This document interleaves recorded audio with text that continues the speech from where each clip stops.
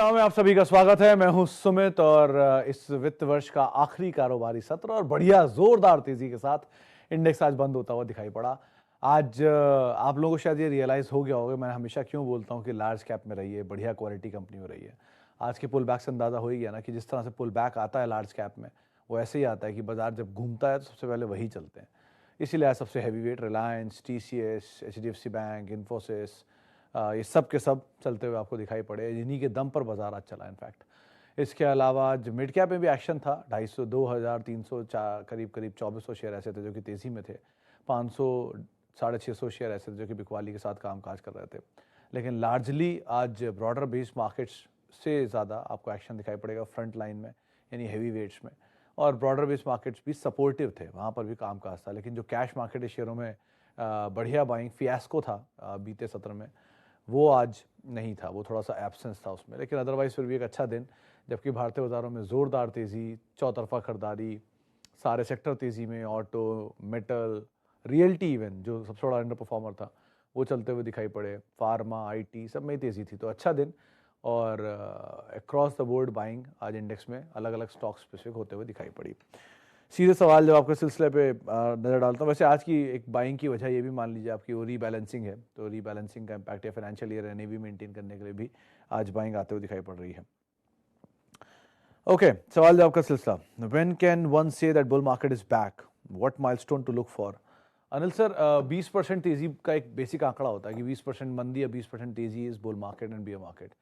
But again I will say कि ऐसा कुछ नहीं है कि जब निफ्टी ने जब अपना ऑल टाइम हाई हिट किया था तब बहुत सारे स्टॉक थे। हीरो मोटो का शेयर था, साल के लो पे उस समय कामकाज कर रहे थे, या उस समय भी बहुत हैवी वेट्स थे जो कि साल के लो पे कामकाज कर रहे थे। और जब निफ्टी ने अपना नया अभी रिसेंट लो हिट किया तब भी ऐसे बहुत सारे स्टॉक है। डॉक्टर रेड्डी से हम नए हिट कर रहे हैं हाई, या ITC ने किया था, या M&M ने किया था, टेक महिंद्रा ने किया था, सॉरी टेक महिंद्रा, M&M ने किया था। तो ऐसा कुछ कहने वाला नहीं है कि बाजार, आप इंडेक्स को देखेंगे तो आपको शायद इंडेक्स ही दिखेगा, आप अपनी पोजीशन देखेंगे तो अपनी पोजीशन दिखेगी। तो आप ये सोच के चल रहे हैं कि इंडेक्स चलेगा तो मेरे शेयर चलेंगे, ऐसा कभी नहीं होता। आप रिलायंस, TCS, इन्फोसिस में घुसे हुए हैं तो बात अलग है कि वहाँ पर वो चलेंगे तो बाजार चलेगा, तो एक बार को मैं मान लूँगा। लेकिन अगर आप broader based mid cap small cap में हैं, या आप ब्रॉडर बेस्ड निफ्टी के छोटी कंपनियों में जिनकी मार्केट कैप कम है, तो आप ऐसी उम्मीद मत लगाइए कि टाइटन के नए हाई पे और बाजार का नया हाई एक ही दिन बनेगा, ऐसा नहीं होगा। या वोल्टास का नया हाई और बाजार का नया हाई एक ही दिन बनेगा, ये नहीं होगा। तो इंडेक्स को देखकर आप अपनी NAVs बेटर कर सकते हो, इंडेक्स को देख के अपने म्यूचुअल फंड के इन्वेस्टमेंट बेटर मान सकते हो। लेकिन इंडेक्स का स्टॉक से कोई खास लेना देना होता नहीं, मतलब मूवमेंट का। और ऐसा सारे स्टॉक में नहीं होता कि उनके मूव करते ही इंडेक्स भी चलना शुरू कर दे। तो प्रैक्टिकली सोचिए और उसके हिसाब से पोजीशंस लीजिए। Samvardhana Motherson buying at 107, Motherson Sumi wiring at buying at 40। अभी क्या करूं? पटेल सर क्या कर सकते हैं, क्योंकि आप दोनों ही उन शेयरों में घुसे जो बहुत महंगे हैं। महंगा क्यों बोलता हूं? आप हमेशा ये सोचते होंगे कि ये 30 रुपये का शेयर महंगा कैसे हो सकता है, या 40 रुपये का शेयर, 70 रुपये का शेयर महंगा कैसे हो सकता है। कीमत और वैल्यू दोनों में सर अंतर समझिए। कीमत होता है भाव और वैल्यू बेसिकली। तो भाव आप देख रहे हो 60 रुपया, 70 रुपया, 100 रुपया, लेकिन वैल्यू वाइज अगर आप उसको देखोगे तो 60-70 रुपये एडजस्टमेंट के बाद आया है। MRF एडजस्ट नहीं हुआ आज तक, इसीलिए इतना महंगा है। बॉश एडजस्ट नहीं हुआ, इसलिए इतने महंगे हैं।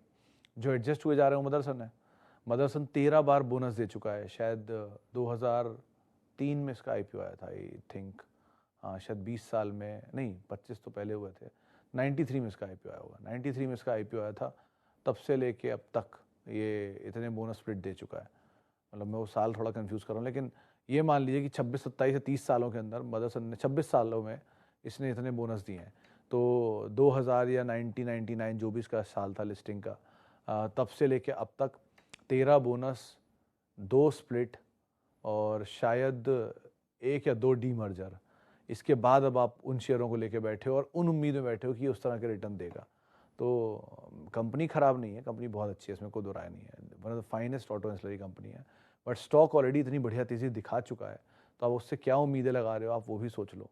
तो जो बहुत अच्छा दौड़ के आया है वो बहुत अच्छा दौड़ेगा आगे, इसकी गुंजाइश थोड़ी कम हो जाती है, और कोई प्रॉब्लम नहीं है। तो बने रहिए, अभी तो आप ऐसे तेज़ी मिले, आप कोशिश करिएगा इसमें कहीं एग्जिट करने की, या पोजीशन एटलीस्ट राइट साइज करने की।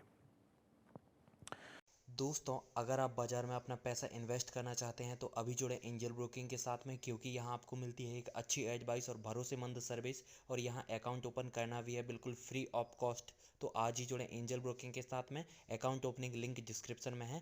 आज ही अपना अकाउंट ओपन कराएं। Why Nestle share up for 3%? Any good news for Nestle? And after demerger, how many shares of Geo Financial will I get? And Geo Financial Services Limited is not listed in the market, so how it can trade? Please explain you in detail. Sir detail में बताने लग गए, बाकी लोग क्या करेंगे। खैर फिर भी कोशिश करता हूँ। नेस्ले इसलिए ऊपर था क्योंकि आज में खबर थी कि वो चिंग्स का बिजनेस खरीदेगा। चाइनीज़ जो आप वो चिंग और जो जी वो स्मोकिन जोन्स के मसाले आते हैं उनके बिजनेस को खरीदने की बातचीत थी, जिसके बाद वो शेयर तेज़ी पकड़ा। 1 2 बीटन डाउन बिजनेस लेवल चल गया। अब बच्ची और रिलायंस की, तो रिलायंस में भी कोई अनाउंसमेंट आई नहीं है। पहली चीज़ साफ समझ लीजिए कि रिलायंस में कोई अनाउंसमेंट आई नहीं है। अभी कोई डीमर्जर आपको शेयर मिल भी नहीं रहा है। अभी रिलायंस 2 तारीख को एक बोर्ड बैठक करने जा रहा है, 2 मई को, जहां उनका बोर्ड अप्रूव करेगा।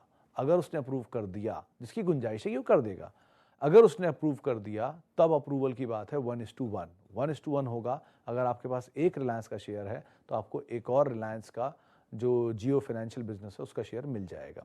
तो ये डीमर्जर होगा तब जब अप्रूवल आएगा। अभी अप्रूवल नहीं है। सो आज रिलायंस उस डीमर्जर के एंटिसिपेशन की खबरों पर तेज चला है। लेकिन आज दूसरी चीज़ शॉर्ट कवरिंग या फिर आप कह लीजिए कि एनएवी एडजस्टमेंट, ये रिलायंस निफ्टी का हिस्सा है। एनएवी बेटर करने के लिए निफ्टी को चलना ज़रूरी था, इसमें रिलायंस चलेगा ही चलेगा। सो इस तरह के भी मूवमेंट आए हैं। लेकिन आप अगर 2 मई को अप्रूवल आ जाता है तो आपको एक पे एक शेयर मिलेगा। अभी लिस्ट नहीं है, आगे चल के वो लिस्ट हो जाएगा। जब वो लिस्ट होगा तब उसकी अलग से जानकारी आएगी, लेकिन पहले ये सब होने दीजिए। It's too early to say anything. After correcting 30 से 35% Astral, is it trading at P of 90? What to do, hold और एवरेज? कुछ नहीं, होल्ड करिए दीक्षित सर। क्यों आप 90 के मल्टीपल पे भी शेयर को आप एवरेज करना चाह रहे हो? आप खुद ही बोल रहे हो ये चीज़ कि 30-35 करेक्शन के बाद। सर ऐसे समझो, 100 रुपये का शेयर 200 हो गया तो वो हो गया 100% का गेन। 200 रुपये का शेयर अगर 30% टूट गया या अगर 100% टूटेगा तो वो कहाँ जाएगा? लेकिन इतना बड़ा फॉल नहीं आया ना उसमें, वो 30% नीचे आया। तो 30% अगर नीचे आ भी गया तो भी वो आपका खड़ा है 140 रुपये के आसपास। सो अभी भी वो बहुत महंगा है और वो 100 पे ही महंगा था। तो या तो इसका अर्निंग बढ़ने दीजिए, या इसको सस्ता होने दीजिए, या इसको यहीं खड़ा रहने दीजिए एटलीस्ट कुछ समय, तभी जाके इसका पी एडजस्टमेंट होगा, वरना एडजस्टमेंट का कोई तरीका नहीं है।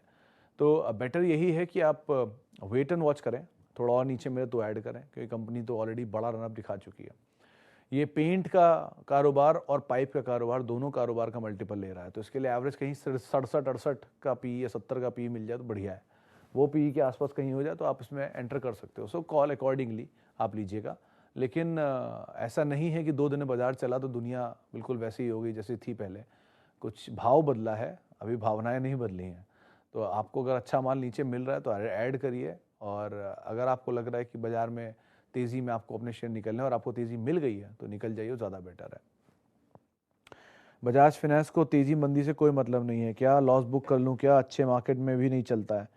प्रसन्नजीत सर, अगर आप बाज़ार में नए हो तो मुझे नहीं पता, तो मैं आपको ये बात बता दूं कि बजाज फाइनेंस पिछले 12 साल में बहुत चला है। बहुत मतलब बहुत चला है। इतना निफ्टी का चलने वाला स्टॉक कोई नहीं है इसके सामने। 50 में से कोई भी एक ऐसा स्टॉक नहीं है जो बजाज फाइनेंस को टक्कर दे पाए पिछले 15-1 साल में। इस तरह की तेज़ी के बाद बजाज फाइनेंस से आप क्या उम्मीदें लगाते हो कि वो 6 रुपये का शेयर 6,000 पहुंच गया, अब उसके बाद वो कहाँ जाए? सो ये आप मान लीजिए कि इसमें तेज़ी रहेगी। आप ख़राब नहीं स्टॉक में हो, आप अच्छी क्वालिटी में हो, but the intensity of gains जो आप देख कर आए हो वो नहीं मिलेंगे। अब उससे कम ही मिलेंगे अगर मिलेंगे तो, क्योंकि वो ऑलरेडी बड़ी तेज़ी दिखा के आया और वो बड़ी तेज़ी को डिस्काउंट कर लिया हर चीज़ को। कितनी भी अच्छी चीज़ के साथ क्यों ना हो, कि कंज्यूमर ड्यूरेबल का मास्टर है, 80% मार्केट शेयर है, बजाज ग्रुप की कंपनी है, छोटी इक्विटी है, प्रॉफिटेबिलिटी ग्रोथ अच्छी है, क्लाइंटल अच्छा है, टियर 2 टियर 3 टियर 4 सब में एक्सपैंड कर रहे हैं, सब कुछ सही है, बट वो बहुत सारी चीज़ें डिस्काउंट कर चुका है। सो बेटर यही है कि आप उम्मीद कम रखें और बने रह सकते हैं अपनी कंपनी। कंपनी ख़राब नहीं है, बट ये उम्मीद ना लगाएं कि अब तेज़ी आएगी तो ये बिल्कुल डबल 5 डिजिट हो जाएगा, 7 डिजिट हो जाएगा। होगा, समय लगेगा। वो समय है तो आप रहिए, नहीं है तो आप अकॉर्डिंगली कॉल लीजिए। आप ट्रेडर हैं तो बात ही अलग है फिर तो। Patanjali food hold Rajiv sir, और अगेन वही 860 का स्टॉप लॉस जो मैं आपको हमेशा बताता आया हूँ, उसी को ध्यान रखिएगा। 860 का स्टॉप लॉस लीजिए और बने रहिए।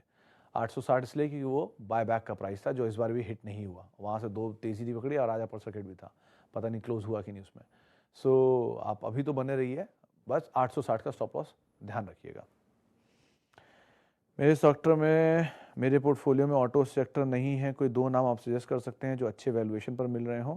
सिद्धार्थ सर, एक नाम मैं हमेशा मेंशन करता हूँ, वो है बजाज ऑटो, क्योंकि 3.5-4% का डिविडेंड यील्ड है। पहली चीज़, मरे से मरे सिनेरियो में आपको 3.5% तो मिल ही जाएगा, वो ब्याज जो मिलता है, मतलब डिविडेंड जो मिलता है। और रही बात नीचे की तरफ मिल जाए तो वो डिविडेंड यील्ड और बढ़ता जाएगा। तो अगर आप आज मान लीजिए लेते हैं 3400-3500 पे बजाज को, और वो टूट के 2400-2600 आ जाते तो जैकपॉट है। अगर वहाँ नहीं आता 3000 भी आ जाए तो भी बेटर है। तो एक नाम वो ठीक लग रहा है जिसको आप देख सकते हो 2 व्हीलर में। 4 व्हीलर में M&M is the best if in case आप जाना चाहते हो। थोड़ा नीचे मिल जाए तो ज़्यादा बेटर है, थोड़ा महंगी की साइड है वो, हाईज अपनी हिट किए उसने अभी। सो नीचे की तरफ M&M और ऊपर की तरफ और बजाज ऑटो, ये 2 को आप देखते हो, इसमें दोनों कंपोजिट हो गए। 2 व्हीलर भी आ गया, 4 व्हीलर भी आ गया। अब रही बात एंसिलरी में, तो Bosch is good, Ingersoll Rand is good, ये सब अच्छी क्वालिटी कंपनीज़ हैं। वैल्यूएशन थोड़े महंगे होते हैं इनके, वो बात अलग है, लेकिन नीचे मिल जाए तो ज़्यादा बेटर है। ये वो कंपनी जो नीचे झटकों में दिख जाए तो ज़्यादा आराम से आप उनको एक्यूमुलेट कर सकते हो। एशियन पेंट ले सकते हैं क्या का आज के सर पुल बैक के बाद लेने की क्या लॉजिक है? 2 दिन पहले तो बाजार में सभी शेयर नीचे ही मिल रहे थे। 2 दिन पहले 2100 में रिलायंस बुरा लग रहा था, 2 दिन बाद 2300 में रिलायंस अच्छा लग रहा है। या 2 दिन पहले 3000 रुपये में TCS सही नहीं लग रहा था 3100 पे, आज 3200 के पार है तो अच्छा लगने लग गया।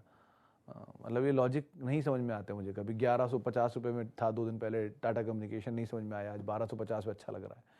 सो भाव देख के आप क्यों सोच रहे हो ये कंपनी का धंधा बदल जाएगा, या भाव देख के कंपनी खराब और अच्छी हो जाती है?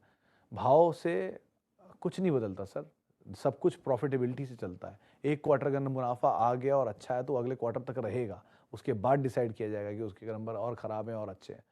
लेकिन consistently profit making companies, dividend paying companies, अच्छे प्रमोटरी कंपनी, अच्छे प्रोडक्ट की कंपनी है तो उसमें भाव तो एडजस्ट होते रहेंगे ऊपर नीचे। नीचे मिल गया तो आपके लिए अच्छा है, ऊपर मिल गया तो आप थोड़ा सा खाली कर दीजिए। लेकिन इससे क्या मतलब है कि 2 दिन में आज पुल बैक आ गया तो मैं कोई पोजीशन ऐड कर लूँ? मार्केट में कोई पुल बैक नहीं, 2 दिन बाद फिर ये भाव मिलेंगे, फिर आप क्या करोगे? So wait and watch is the better option then. Okay, आगे बढ़ते हैं। Doctor Reddy, Polycab and KIMS, order would be doctor Reddy, Polycab and KIMS. Polycab, doctor Reddy, KIMS में से doctor Reddy first, Polycab second and KIMS is last. Hospital में Medanta and Apollo is the better option. Medanta के case में थोड़ा right size हो जाए, थोड़ा IPO का ओवरहैंग खत्म हो जाए, 6-8 महीना हो जाए, वो इक्विटी छूट जाए, उसके बाद एंटर करना ज़्यादा बेटर है। और अपोलो इज़ फाइन, अगर 4100 के आसपास मिल जाए तो बहुत ही अच्छी डील है।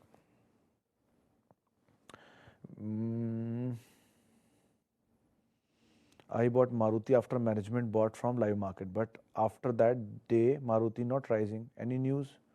दास सर, ऐसा नहीं होता ना कि प्रमोटर ने आज शेयर लिया और कल से शेयर के अच्छे दिन शुरू हो गए, भागना शुरू हो गया। आप ये अज्यूम करिए कि आप प्रमोटर हैं, मान लीजिए किसी कंपनी के, तो आपकी इंटेंशन क्या रहेगी? आपकी इंटेंशन रहेगी कि ये जगह मुझे शेयर सही लग रहा है, मैं ले लेता हूँ। कल को मार्केट फोर्सेस की वजह से वो शेयर और नीचे आता है तो आप क्या सोचोगे कि हाँ और अच्छी बात है, मेरी कंपनी का शेयर जिसका धंधा अच्छा चल रहा है नीचे मिल रहा है तो और ले लेता हूँ। आप यू कीप ऑन एक्यूमुलेटिंग नीचे के लेवल पर। लेकिन अगर मार्केट फोर्सेस कर रही हैं, क्योंकि ऑब्वियसली बात है जब प्रमोटर 50% हिस्सा रखता है अपने पास, बाकी फंड्स में बटा हुआ है, तो कौन बेच रहा है? कोई फंड तो बेचेगा नहीं, और इतनी बड़ी पोजीशन बेचेगा तो उसे कंज्यूम कौन करेगा? कंज्यूम करने के लिए प्रमोटर के पास ही आना पड़ेगा उसे, तो वो तो बेच नहीं रहे। सो इन टोटल कोई छोटा मोटा रिटेलर, HNI इन्हीं का ही चल रहा होगा डील, तो अगर बिकवाली में नीचे मिल भी रहा है तो ले लें दीजिए, बढ़िया है। मार्केट फोर्सेस तोड़ रहे हैं शेयर को, तो रातों रात चीज़ें चेंज नहीं होगी। It will take some time, आराम आराम से एक्यूमुलेट करिए, नीचे के दाम पे मिले तो लीजिए। और स्टिल प्रमोटर ने लिया है, that's one of the issues. लेकिन आप अभी भी 48% के मार्केट शेयर ओन करने वाली कंपनी का शेयर ले रहे हो, जिसने स्प्लिट बोनस भी आज तक नहीं दिया है, और लिस्टिंग भी 2004 से लेकर अब तक 20 साल होने वाले हैं।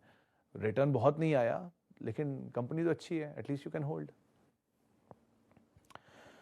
ओके, ब्लू स्टार केस में गांगुली सर, ये यूजुअली मोमेंटम में आप रख लो लेकर। 2 कंपनी अच्छी है, कंपनी में प्रॉब्लम नहीं है। It's a good company, good business, good asset, but थोड़ा महंगा साइड पे है। 1, 2 ये चलेगा भी, जैसे ही थोड़ा गर्मी का सीजन एकदम से पिकअप करेगा तो इसमें आएगा स्टीम। टूटा हुआ नीचे मिल रहा है तो आप रख सकते हो, आपके पास है, आप होल्ड कर सकते हो। क्वालिटी में अगर स्पेस में जाना चाहते हो या इस स्पेस में कोई ऐसी पोजीशन ढूंढ रहे हो जो मोमेंटम मिल जाए, तो वर्लपूल एक बार हो सकता है कि ऑलरेडी बहुत टूट गया है, वो अंडर परफॉर्मर है लार्जली, तो पुल बैक प्ले वहाँ पर भी हो सकता है गर्मी की सीज़न से पहले, बट महंगे साइड पर है वो भी अगेन।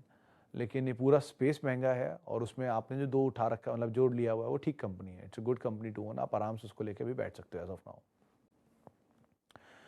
ब्लू स्टार हो गया, नैस्डैक और टीसीएस एंड इन्फोसिस। मैं समझा नहीं आलम साहब, लेकिन अगर आप ये पूछना चाह रहे हो कि नैस्डैक का ईटीएफ लूँ कि टीसीएस लूँ या इन्फोसिस लूँ, तो ऑब्वियस ही बात है आप नैस्डैक के थ्रू ग्लोबल आईटी में एक्सपोजर ले पाओगे।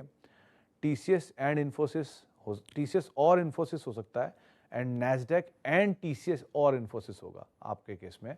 तो नैस्डैक का ईटीएफ आप ले सकते हो ग्लोबल आईटी एक्सपोजर के लिए, और टीसीएस और इन्फोसिस में से कोई एक का चुनाव कर सकते हो। 2 दिन पहले तक इन्फोसिस 52 वीक स्लो हिट कर रहा था, वहाँ से वो चल गया 50-100 रुपये के आसपास। टीसीएस अभी भी बहुत दूर नहीं है, एंड अगेन इक्विटी वाइज भी ज़्यादा छोटा है, सो आप इसको देख सकते हो एक बार को, कि पुरानी हिस्ट्री के हिसाब से देखोगे तो 1993 से लेके अब तक इन्फोसिस ज़्यादा रिटर्न दे चुका है कंपेरेटिवली टीसीएस के, तो इसमें स्कोप फिर भी एक बार को और आ सकता है। And but the quality of company are very good, तो आप दोनों में से कोई भी ले सकते हो। टीसीएस एक बार को ज़्यादा बेटर डील दिख रही है, 4500 का बायबैक और 3000 पे शेयर, तो अच्छा प्रीमियम डिस्काउंट है यहाँ पे, आप उसको देख सकते हो। क्वालिटी कंपनी तो अगेन है ही। Please select option 1 or 2 right way. If present P equal 3-5 year median P, if 3-5 year median P पे is more than present P, मैं समझा नहीं हूँ फिर भी कोशिश करता हूँ। If present P is equal to 3:5 years median P, if 3:5 median P is more than present P, अगर आप ये पूछना चाह रहे हो कि वैल्यू कहाँ आइडेंटिफाई करूँ, तो मैं जो समझ पाया हूँ उसके हिसाब से, आपने कोई स्टॉक लिया, पिछले 10 साल उसे होल्ड आपने देखा, उसकी हिस्ट्री 10 साल में उसने एक पीई बनाया हुआ है, उस पीई से नीचे वो मिल रहा है, ठीक है, बिना किसी खराब सर्कमस्टेंसेस के, तो आप उनको देख सकते हो, यू कैन एंटर 1। अगर कोई स्टॉक आपको जो आपका पीई है वो 10-5 साल के पीई से ऊपर मिल रहा है और उसके सर्कमस्टेंसेस अभी भी खराब हुए हैं उसके बावजूद भी, तो वेट कर लो, शायद वो पुराना पीई भी दिखा दे। So historical PE is good, आप उसको अपने ध्यान में रखो, थॉट में हमेशा उसको आइडिया में रखो कि ये भी पीई को देखा जा सकता है, इसके आसपास मिल जाए तो, लेकिन उस पीई पे मिलेगा या नहीं, इट्स वेरी डिफिकल्ट टू से, क्योंकि उस ड्यूरेशन की अर्निंग बढ़ी है।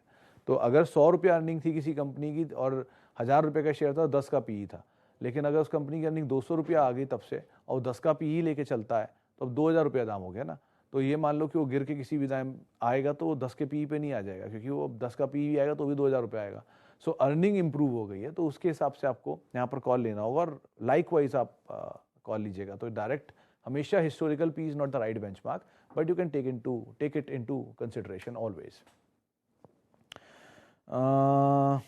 विप्रो मोमेंटम पकड़ो सर गुप्ता जी, और उसके अकॉर्डिंग आप कॉल लो, तेज़ी में ज़्यादा निकलने की कोशिश करना, क्योंकि ये चला हुआ भी शेयर है बहुत ज़्यादा, और इतना टूटने के बाद भी 2 वैल्यू है इसके अंदर, बट इक्विटी साइज़ बहुत बड़ा है।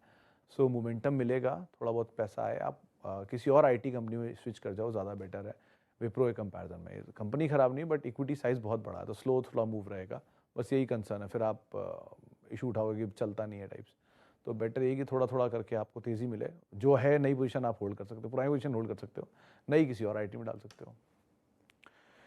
चलिए, इतने सवालों को शामिल करूंगा, माफ़ी उन सभी लोगों से जिनसे आज हम बातचीत नहीं कर पाए। बहुत बहुत शुक्रिया उन सभी लोगों का जिन्होंने सवाल पूछे, और आप मेरे साथ जुड़ सकते हैं @सुमित रिसर्च मेरा ट्विटर हैंडल है। किसी भी निवेश से पहले अपने वित्तीय सलाहकार की राय आप ज़रूर ले लें। नमस्कार।